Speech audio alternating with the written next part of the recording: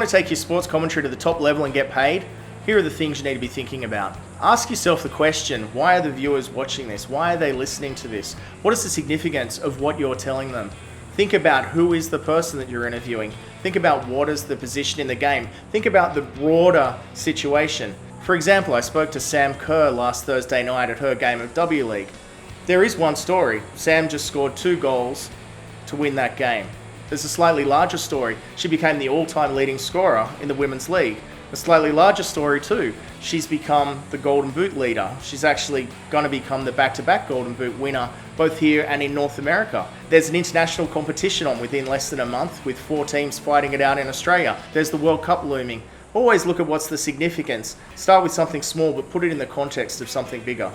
Once you know why it's significant, you know that your audience is enthused by it. Make sure that the timbre of your voice mirrors that enthusiasm. Don't be talking about the game-winning goal. Make sure that you're capturing the excitement of what it is. Know the significance, know why it matters to your audience, and share in their enthusiasm. Reveal the bigger picture. It's one thing to score the winning try, but what does that mean? Does that put them now in finals contention?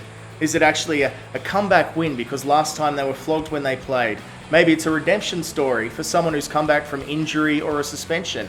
Always look at the bigger picture and try and put things in context. The audience can see a try has been scored. An audience can see the score line. Add that context to make it bigger for them. Don't just pigeonhole yourself in the sport that you love. Listen to other commentary from other sports. Listen to what they're doing in the AFL, in the cricket, in the Formula One.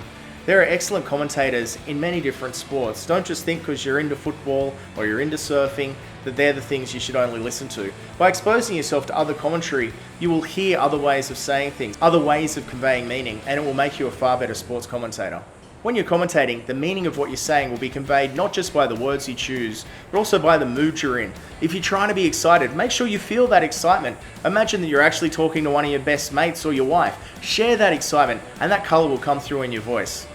This is where it gets to be fun. It's okay to have an opinion. It's okay to disagree with everyone, particularly if it's someone like Peter Furst. Always disagree, but have an opinion and be willing to back up that opinion. It's okay, you're entitled to what you think.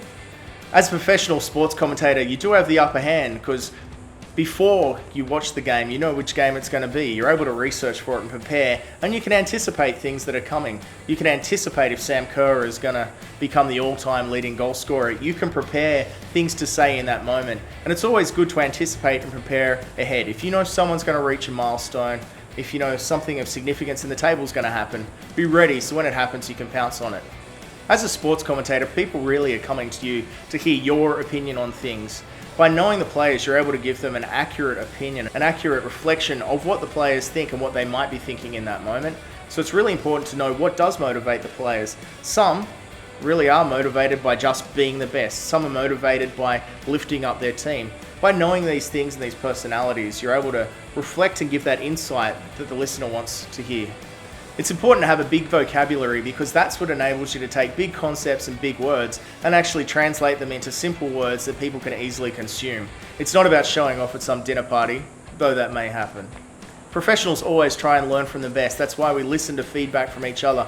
Make sure you do listen to what people have to say to you. Usually they will be trying to build you up. They will be trying to help you. But make sure you never lose what makes you unique. I'm Peter Furst for Camera House. I hope you've enjoyed my tips on sports commentary.